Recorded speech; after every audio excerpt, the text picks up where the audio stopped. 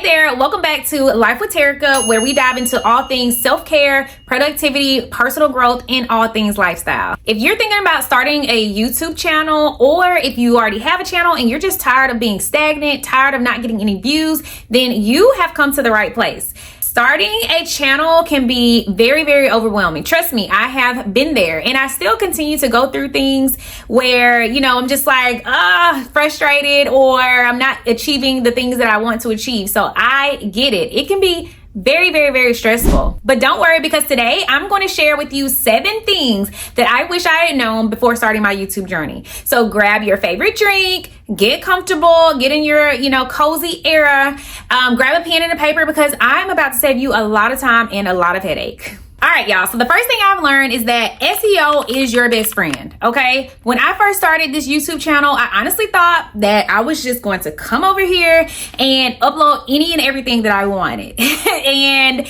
that is not the case, sis, okay? You have to actually have a plan and learn how to use SEO. If you're not familiar with what SEO is, that stands for search engine optimization. And it essentially is like the best way for your content to get discovered. I initially started off just doing vlogs and random things, juicing, all of that type of stuff. And then I realized, I really need to be searching for things that people are actually searching for.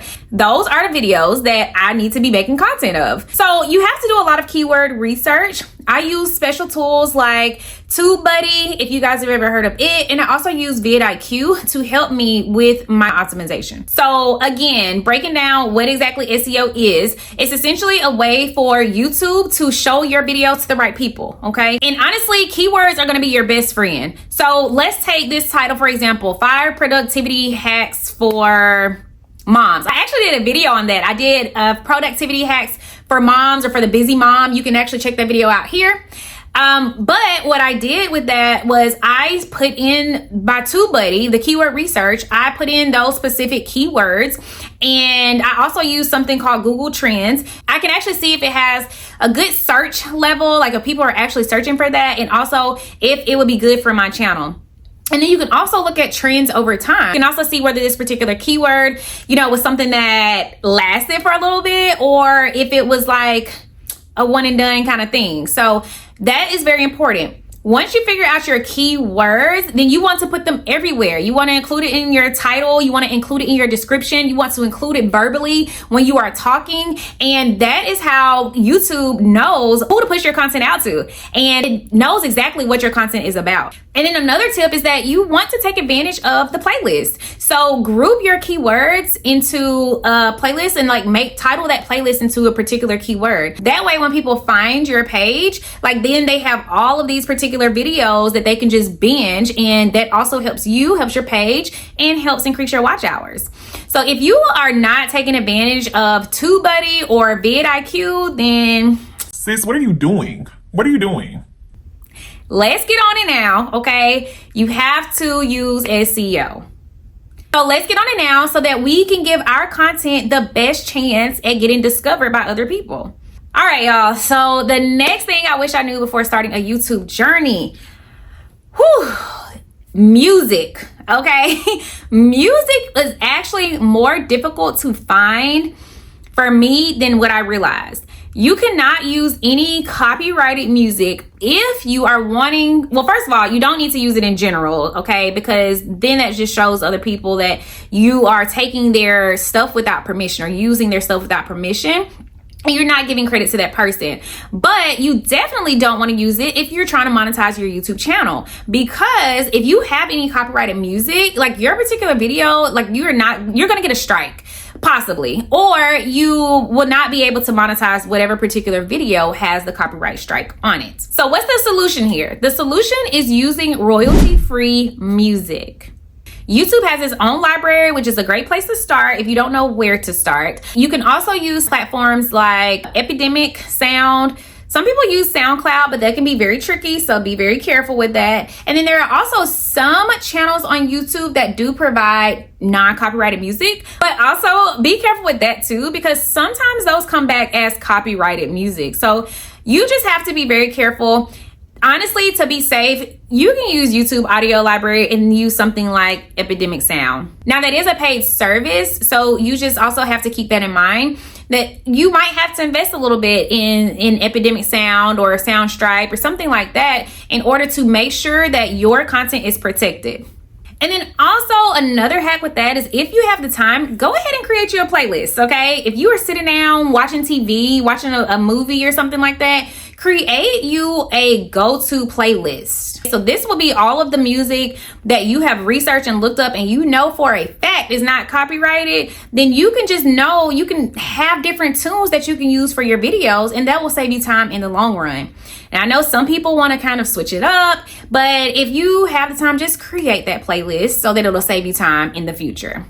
Good music can definitely elevate your video, but the right music will ensure that you don't run into any issues later on down the line. And that's something that you need to make sure that you are aware of. All right, so the third thing that I wish I knew before starting my YouTube channel is that titles and thumbnails matter the most.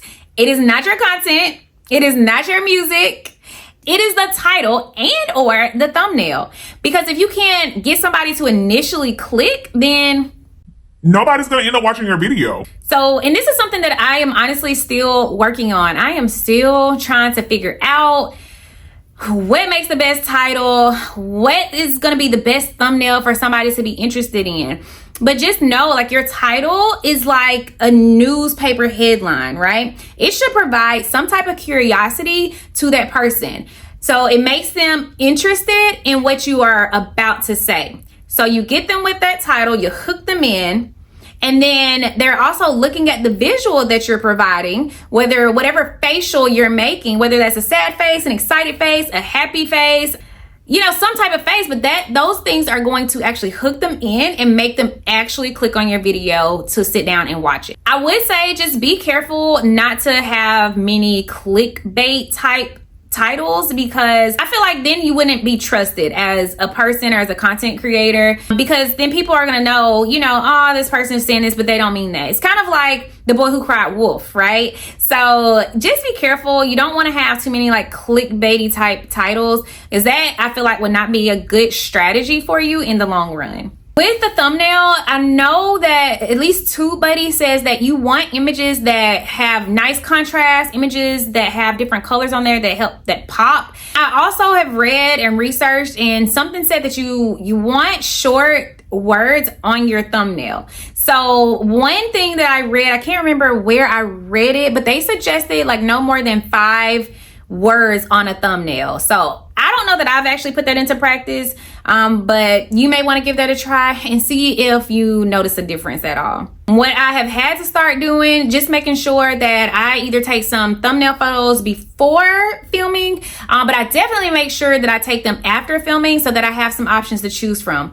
On YouTube, there's a little box when you go to upload, and you can actually take photos from the video that you just uploaded and use that as your thumbnail if you want. But I personally like to just take pictures after so that I have those to choose from. But taking the time, y'all, on your titles as well as your thumbnail is going to make the world of difference. Because again, remember, you have to hook that person initially. So the fourth thing that I wish that I had known before starting my YouTube channel is that YouTube is more of the long run, okay? It's more of a marathon. So YouTube is more of a marathon. It's not a sprint. And so I think the common misconception sometimes is that you're going to post this video, you're going to have a viral video, and you are just going to blow up. Although that has happened for maybe some people, it's really not a commonality amongst the rest of everybody who's on YouTube. When you look at certain people, they have longevity. Like, they have been at this YouTube game 6 years, 7 years, 5 years. They have been doing this for a while. So it's really about taking that time and really just pouring into your channel and realizing that you are eventually going to get to the end goal, but it might not happen overnight. It might take a little bit longer than you're expecting, but that's okay. You just have to continue pouring into your channel, giving it all the love, and still continuing to help people, especially because some videos can just pop off much later. especially if you are a channel who has a lot of evergreen content. And by evergreen content, I mean content that people are looking up way down the line years later.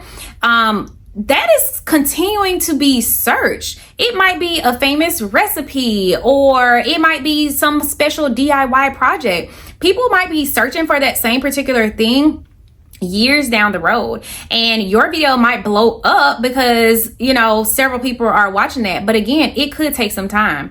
So just don't come into this thinking that you're gonna have a couple of videos, it's gonna pop off. Because let me tell you, I was extremely humbled when I first started YouTube, because I was like, oh wait, 20 views, 30 views. And then eventually it was like 100 views. But honestly, I'm thankful and grateful for those moments, because it just made me realize, like, no, you really, girl, you're really gonna have to work at this, okay? Like, it's not gonna be handed to you. It's not gonna be handed to you. So, you know, you have to continue to work at it, and just keep that in mind. And just remember that it's gonna take some time for your audience to trust you. And so, you know, because when you meet somebody, for instance, let's say you have a friend or you have an acquaintance, somebody that you're meeting, you're going to have several conversations with that person in order to start trusting them. And you might not even get to a full level of trust for way down the line. You know, it's not like, oh, I meet you, so nice to meet you, I automatically trust you and we're besties. That's not how that works. So think of YouTube in the same manner. Which leads me to my next point. The fifth thing that I wish I learned before I started this YouTube channel is that you need more community than you do numbers. So let's break that down, okay? Let's talk about community. So your community is really going to be the thing that keeps you going, especially when you feel like sometimes you don't have a video that necessarily popped off, but you are going to have this same set of people who are actually looking forward to your videos. So they are waiting for you to drop. They are commenting on your stuff. They are buying stuff from your links. Like, these are your people. And I feel like you need to nurture them and pour into them. And I feel like it's such a big deal that they want to be there with you. They want to experience this with you and grow with you. Like, I feel like that's the coolest thing. Just think about your favorite creator. There's a lot of beauty creators that I follow. There's a lot of lifestyle people that I follow. And when I tell you I'm waiting on their stuff to drop, like, and I got my bag of popcorn and I'm just like going through their stuff because their stuff is so good. Like, I am now invested in them as people. And so that is what you're trying to build for yourself as well. You want to have that community. So what I do and what I'm doing to try to help build my community is I respond to nearly every comment. I don't think that there's a comment that I have not responded to yet. I really feel like people like to engage. And so when you engage back with them, I feel like that they feel like they matter. Just think about your favorite creator. Now, sometimes they are so big to where they can't respond to every comment, but sometimes you're like, oh man, I wish they responded. Or if they do respond, you are like a kid in a candy store. You are so excited that they actually responded to you. And I think that that is how you should make your community and make your audience feel as well, no matter, you know, the size. If there's 20 people that are in your community, baby, write all 20 of them back, okay? Like, make sure that you, again, are pouring into them. Ask them questions back. Ask them things that they want to see. Any of that type of stuff to just help make them feel special, you should be able to do. Also, don't underestimate sharing personal stories.